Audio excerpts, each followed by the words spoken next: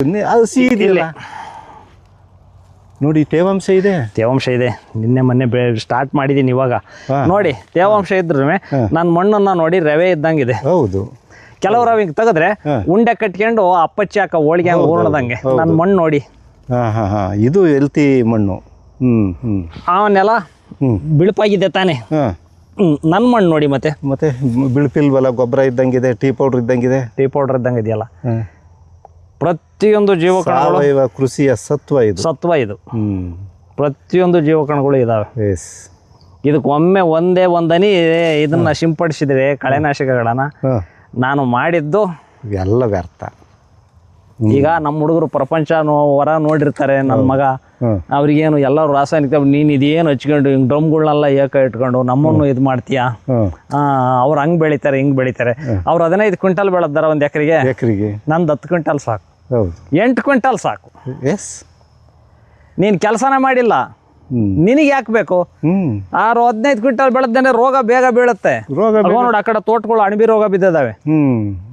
ಸುರಿದು ಕಳೆನಾಶಕ ಹೊಡೆದು ನೆಲ ಹಿಂಗೆ ಇದ್ದಂಗೆ ಐತಿ. ಏನೇನು ಒಂದು ಗಿಡ ಒಂದು ಕಂಚಿದ್ದಂಗೆ ಕಾಣದ್ದಂಗೆ ಇದೆ, ಹುಲ್ಲಿಲ್ಲ. ಗಿಡ ನೋಡಿದ್ರೆ ಅವಲ್ಲ ಬಿಸಿಲಿಗೆ ಹಿಂಗ್ ಇಳೆ ಬಿದ್ದವೆ. ಬಿಸಿಲಿಗೆ ಸಾಯಂಕಾಲ ಆಗ್ಬೇಕು, ಹೂವಿನ ಗಿಡ ಎದ್ದಾಳ್ದಂಗೆ ಎದ್ದಾಳಕ್ ಅವು ಗಿಡಗಳು ಮೇಲೆ ಬೀಳೋ ಬಿಸಿಲು ಅಲ್ದಲ್ಲ, ನೆಲ ಬಿಸಿಲಿಗೆ ಅದು ಡೇಂಜರ್ ನೋಡಿ. ಓಕೆ ತಿಪ್ಪೇಶಣ್ಣ, ತುಂಬ ಖುಷಿ ಆಯ್ತಪ್ಪ. ನಿಮ್ಮ ತೋಟ ಎಷ್ಟು ಅದ್ಭುತವಾಗಿ ಕಟ್ಟಿದ್ದೀರಿ. ಇದು ನಮ್ಮ ರೈತರಿಗೆ ಅರ್ಥ ಆಗ್ಬೇಕಾಗಿರೋದು. ಸಾವಯವ ಕೃಷಿಯಲ್ಲಿ ಏನೋ ಮಾಡ್ತಾನ ಅವನೇನೋ. ಆಮೇಲೆ ನಿಮಗೆ ಇನ್ನೊಂದು ಗುದ್ಲಿ ತಂದದ್ದು ತೋರಿಸ್ತಿದ್ದೆ.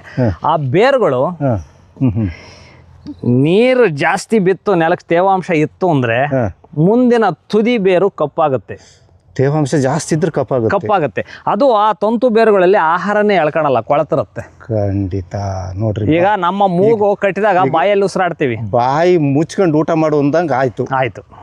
ಆ ರೀತಿಯ ನೀರನ್ನ ಎಷ್ಟು ಕನಿಷ್ಠವಾಗಿ ಕೊಡ್ತೀರೋ ಅಷ್ಟು ಚೆನ್ನಾದ ಬೆಳೆ ಬರುತ್ತೆ. ಇದು ನಮ್ಮ ಅನುಭವ. ಅಂದ್ರೆ ಮಣ್ಣಿನಲ್ಲಿ ತೇವಾಂಶ ಇರಬೇಕಷ್ಟೇ, ಕೆಸರಲ್ಲ, ತೇವಾಂಶ ಇರಬೇಕು. ಕೆಲವರು ಕಲ್ಟಿವೇಶನ್ ಮಾಡಿದಾರೆ. ನಾನು ನಿನ್ನೆ ದಿವಸ ನಂಬರ್ ಬಂದು ನಾನು 3 ಸಾಲು ಹೊಳಿತೀನಿ ಹಿಂಗೆ ಬಿಟ್ಟಿತಿ ಅಂತ ನಾನು ಅವನಿಗೆ ಹೇಳಕ್ ಹೋಗ್ಲಿಲ್ಲ. 3 ಸಾಲು ಇದು ನೋಡಿತಾನಂತೆ ಕಾಗೇನೇಗ್ಲ, ನಮ್ದು ಹಾಗೆ ಬಿಟ್ಟಿದೆ, ಹೆಂಗ್ ಇಟ್ಟಿದ್ದೀನಿ ತೋಟ ಅಂದ. ಅವನಿಗೆ ನಾನು ಹೇಳಕ್ ಹೋಗ್ಲಿಲ್ಲ. ಇದೇ ನಿನಗೆ ಟೈಮ್ ಬಂದಾಗ ಗೊತ್ತಾಗುತ್ತೆ. ಅಷ್ಟೇ. ಅವನೆಲ್ಲ ಹಾಕ್ತಾ ಇದಾನಂತೆ, ಹಾಕಪ್ಪ, ಯಾರು ಬೇಡ ಅಂದರು. ಅಲ್ಲ, ನೀವ್ ಯಾಕೆ ಅವರು ನಿಮ್ಮನ್ನ ಕೇಳಲಿಲ್ವೇ? ಯಾಕಣ್ಣ ಈ ರೀತಿ ಮಾಡಿದಿರಿ, ಇದು ನಾವು ಮಾಡ್ತಿರೋ ತಪ್ಪು ಸರಿನೋ ಅವ್ರು ವಿಮರ್ಶೆ ಮಾಡ್ಲಿಲ್ವೇ? ಇಲ್ಲ.